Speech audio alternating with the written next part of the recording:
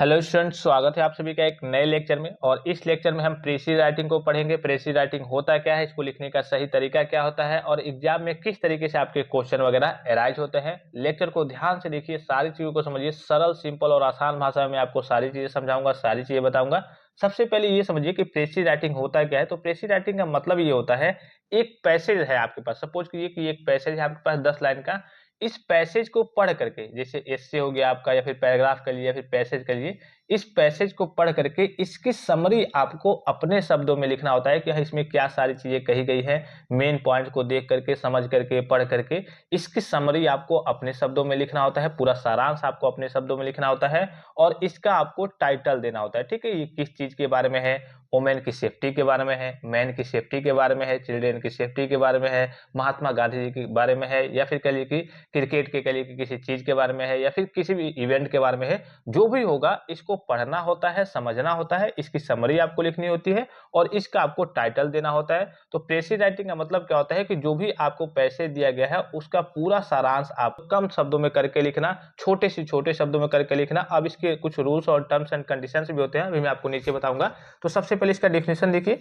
प्रेसी writing is a summary and gist of any passage in few words as possible. यानी कि संक्षिप्त लेखन का मतलब किसी भी अनुच्छेद का यथासंभव कम शब्दों में सारांश और सार प्रस्तुत करना है। यहाँ पे देखिए ब्रैकेट में भी दिया होगा कि प्रेसी राइटिंग का सीधा मतलब है किसी भी पैसेज का पूरा सारांश न्यूनतम शब्दों का इस्तेमाल करके लिखना, यानी कि कम से कम शब्दों का इस्तेमाल करके लिखना। अगर आपको कोई पैसेज, अभी मैं आपको बताऊंगा किस तरीके से क्वेश्चंस वगैरह एग्जाम में अराइज होंगे। बस आप ये समझिए कि प्रेसी राइटिंग का मतलब क्या होता है कि एक पैसेज है, पैसेज का लिए या फिर एस्से टाइप का लिए नॉर्मली आपसे दे दिया गया है और इसको पढ़ करके इसकी समरी आपको अपने शब्दों में लिखना होता है और इसका टाइटल देना होता है कि हाँ, ये किस चीज के बारे में है। लगभग लगभग टाइटल जो होता है आपका 3 4 से 5 वर्ड का होता है, या फिर लगभग लगभग कभी कभी तो 2 ही वर्ड का होता है कि हाँ, इस चीज के बारे में, वुमेन की सेफ्टी के बारे में है, वुमेन सेफ्टी ऑफ इंडिया यानी कि भारत की महिलाओं की सेफ्टी के बारे में है, या फिर मान लीजिए किसी विदेश की महिलाओं की सेफ्टी के बारे में है कि हाँ, वुमेन सेफ्टी इन कह लीजिए दुबई। जिस भी चीज के बारे में होगा तो इसको पढ़ करके आपको समझ करके इसका टाइटल देना होता है और इसका सारांश आपको अपने शब्दों में लिखना होता है। तो ये समझ गए आप। प्रेसी राइटिंग से क्वेश्चन कैसे पूछा जाएगा एग्जाम में, तो वो भी मैं आपको सारी चीज बताऊंगा। देखिए, सबसे पहले इसके कुछ टर्म्स एंड कंडीशन है, किस तरीके से आपको लिखना होता है। तो पैसेज का 1/3 समरी होना चाहिए। जैसे सपोज कीजिए कि आपका ये पैसेज दिया गया है एग्जाम में, ठीक है, 9 लाइन का दिया गया है। कितने लाइन का दिया गया है? 9 लाइन का दिया गया है। तो इसका 1/3 यानी कि 3 लाइन का ही आपको जो समरी लिखना है, जो इसका आंसर लिखना है, समरी लिखना है, वो 3 लाइन का ही लिखना है। कितने लाइन का लिखना है? 3 लाइन का लिखना है, यानी कि 1/3 ही आपका इसका समरी, पैसेज का 1/3 ही आपका समरी होना चाहिए। मान लीजिए कि आपका 18 लाइन का दिया है तो लगभग लगभग 6 लाइन का आपका रहेगा। इसी प्रकार से मतलब 1/3 के आसपास होना चाहिए। 3 से 3.5 भी हो सकता है, थोड़ा बहुत अप डाउन हो सकता है। या फिर कभी कभी एग्जाम में वर्ड लिमिट भी दे देता है कि हाँ, मान लीजिए कोई पैसे दे दिया, अब इसे कह देगा कि आप इसकी समरी लिखिए 30 वर्ड में, 40 वर्ड में, इस तरीके से दे देगा और इसका टाइटल लिखिए, ऐसे भी दे सकता है। फिर दूसरा क्या है, पैसेज से सेम टेक्स्ट कॉपी पेस्ट नहीं करना है। जैसे आपने देखा होगा जो आपका अनसीन पैसेज टाइप का आता है, उसी टाइप का ये भी है। ठीक है, थोड़ा सा चूंकि उसमें क्या होता है कि आपसे क्वेश्चन वगैरह पूछे जाते हैं और इसमें क्वेश्चन नहीं पूछा जाएगा, डायरेक्टली दे देगा और कह देगा प्रेसी राइटिंग लिखिए, यानी कि उसकी समरी आप लिखिए और इसका टाइटल लिखिए। तो उसमें क्या होता है कि बच्चे क्या करते हैं, उठा के यहाँ से करके आंसर लिख देते हैं। इसमें आपको ऐसे उठाना नहीं होता है कि हाँ, यहाँ से लाइन उठा लिया, यहाँ से लिख दिया। आपको अपने सिंपल शब्दों में, एक सीक्वेंस में, एक फ्लो में कह लीजिए कि एक समरी लिखनी होती है कि हाँ, इसका पूरा सारांश क्या है और उसका बस आपको टाइटल लिखना हो। तो पैसे दिया है, जो क्वेश्चन दिया है, उससे आपको सेम लाइन वगैरह कॉपी पेस्ट नहीं करना होता है। समरी में अपनी ओर से आपको कुछ नहीं जोड़ना होता है। उसमें कह दिया कि हाँ, 15 अगस्त या फिर जो भी हो गया कि हाँ, इस दिन ये चीज नहीं मनाया जाता है, तो आपको ये समरी में अपनी ओर से सुझाव नहीं देना है, नहीं आप गलत कर रहे हैं, इसी दिन ये चीज मनाया जाता है, या फिर इसी दिन ये चीज होता है, या फिर ये सही है, ये गलत है। आपको अपनी ओर से कोई ओपिनियन, कोई राय वगैरह नहीं देना होता है। अपनी ओर से कोई भी चीज उसमें ऐड नहीं करना होता है। जो भी पैसेज में दिया गया है उसी हिसाब से, उसी को लेकर के आपको समरी बना करके, उसी शब्दों में, उसी सार में आपको करिए कि उसी सीक्वेंस में आपको समरी लिखना होता है। अपनी ओर से मतलब आपको कुछ नहीं जोड़ना होता है। अपनी ओर से कोई फैक्ट, कोई ओपिनियन या फिर कुछ भी चीज, आपको एग्जाम्पल वगैरह उसमें नहीं जोड़ना होता है। देखिए, समरी में एग्जाम्पल्स का उपयोग नहीं करना है, क्योंकि समरी आप छोटे तरीके से छोटा लिखना है करके, तो पता चले उसमें एग्जाम्पल आप यूज करने लगे तो समरी तो ऐसे ही पता नहीं कितना लंबा हो जाएगा। और हमेशा आपको थर्ड पर्सन में लिखना है, जैसे ही, सी, इट दे करके।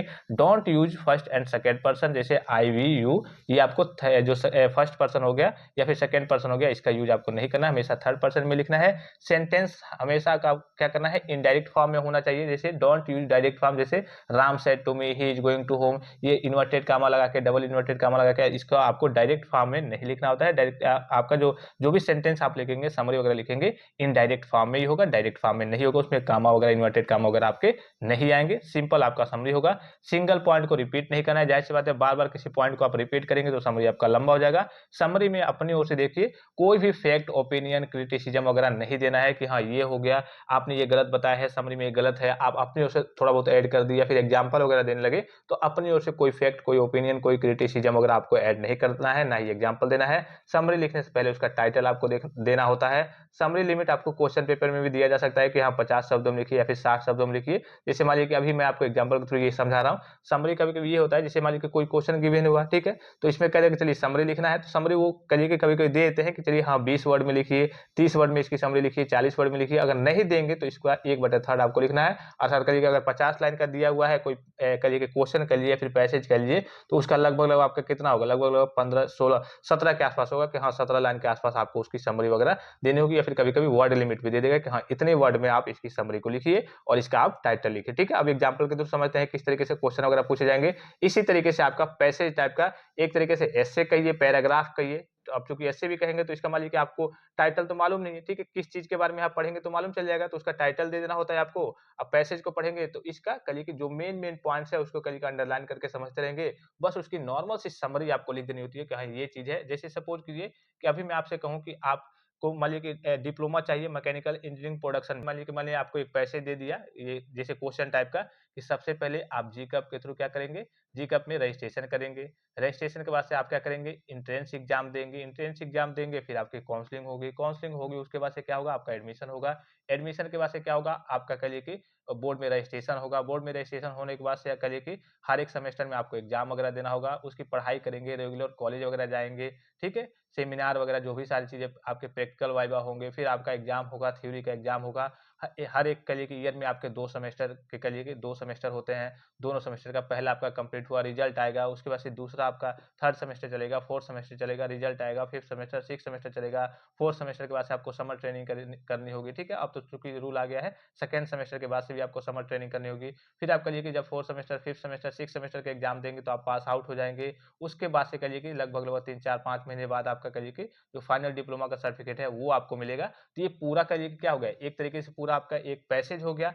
अब इसमें से आपको इसका मेन समरी लिखना होता है कि भाई हमें डिप्लोमा इन मैकेनिकल इंजीनियरिंग से कहिए कि सर्टिफिकेट चाहिए। और तो क्या करना है, हम क्या करेंगे, जीकप के थ्रू एंट्रेंस एग्जाम देंगे, या फिर कहिए कि नॉर्मली पॉलिटेक्निक करेंगे, ठीक है, उसमें एडमिशन लेंगे, 3 साल का कोर्स है। उसके बाद से जैसे हम पॉलिटेक्निक वगैरह पास कर लेंगे तो हमको सर्टिफिकेट मिल जाएगा। तो कम शब्दों में आपका समरी ऐसे हो गया। पूरा आप नॉर्मल नॉर्मल छोटी छोटी चीजें हैं उसको आप निचोड़ करके तो लिखेंगे नहीं कि हम सेकेंड सेमेस्टर में गए थे, सेकंड सेमेस्टर जब हमने एग्जाम दिया था तो वहाँ पे ये समस्या आ गई थी, इसमें बैक लग गई थी। तो ये कहिए कि पूरा जो पैसे देगा, जो क्वेश्चन टाइप करेगा, तो ये तो पूरा आपका निचोड़ करके अलग से भी दे सकता है, मतलब एकदम गहराई से दे सकता है। लेकिन आपको बस ऊपर-ऊपर मेन वर्ड, क्योंकि आपको डिप्लोमा सर्टिफिकेट से मतलब है मैकेनिकल इंजीनियरिंग प्रोडक्शन से, तो आप क्या लिखेंगे कि हाँ, मैंने जीकेएफ के थ्रू एंट्रेंस एग्जाम दिया, काउंसलिंग कराई, एडमिशन करा करके मैंने पॉलिटेक्निक किया 3 साल और अच्छे से मैं कहिए कि एग्जाम मैंने क्वालीफाई कर लिया। उसके बाद से हमको डिप्लोमा सर्टिफिकेट मिल गया मैकेनिकल इंजीनियरिंग प्रोडक्शन में। तो यही आपका समरी हो गया। और मेन टाइटल की बात करें तो आपको जिस चीज़ की नीड थी, आपको डिप्लोमा सर्टिफिकेट की नीड थी, diploma certificate in mechanical engineering. तो जो भी आपका टाइटल इसी प्रकार से, ये देखिए एग्जांपल के थ्रू आप समझिए,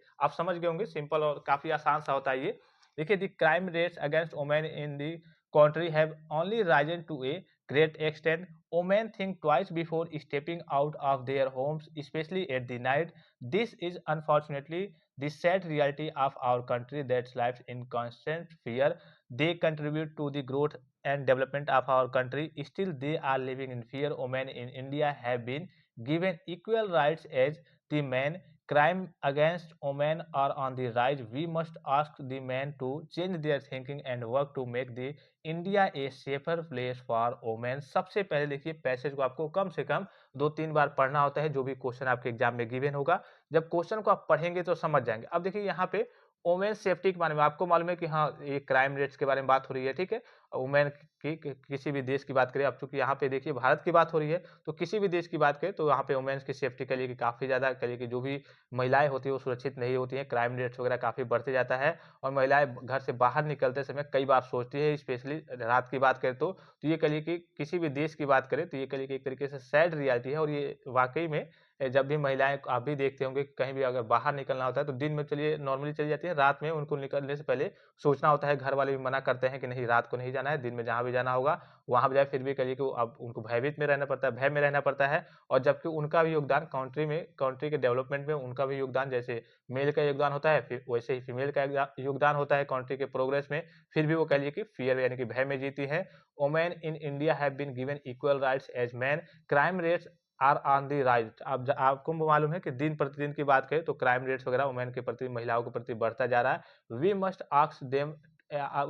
ask the man to change their thinking and work to make the India a safer place for women. यानी कि मुझे भी या फिर सभी को कहिए कि इसके बारे में सोचना चाहिए और अपनी सोच को बदलना चाहिए और इंडिया को कहिए कि भारत को एक सेफर प्लेस बनाना चाहिए वुमेन की, यानी कि जो महिलाएं हैं उनकी सुरक्षा को लेकर के। हाँ, कि उनकी सुरक्षा पे कोई कहिए कि आँच ना आए। वो हमेशा कहिए कि जब भी बाहर जाना हो, जब भी कोई भी काम करना हो, रात हो, दिन हो, तो उनके सामने, उनके पास किसी प्रकार की समस्या ना हो, उनके सामने उनके ऊपर कहिए कि कोई क्राइम वगैरह ना हो। तो इस चीज़ का और जितने भी मनुष्य, ज़ाहिर-सी बात है आप अपनी सोच बदलेंगे धीरे-धीरे, एक-एक आदमी करके सोच बदलेंगे, तभी तो सबकी सोच बदलेगी। तो सभी को उसके बारे में सोचना चाहिए कि जो भारत है उसको एकदम सेफर प्लेस बनाना है महिलाओं के लिए, ठीक है? तो कम से कम आप पैसेज को क्या करेंगे, 2-3 बार पढ़ेंगे तो इसमें आपको समझ में आ जाएगा।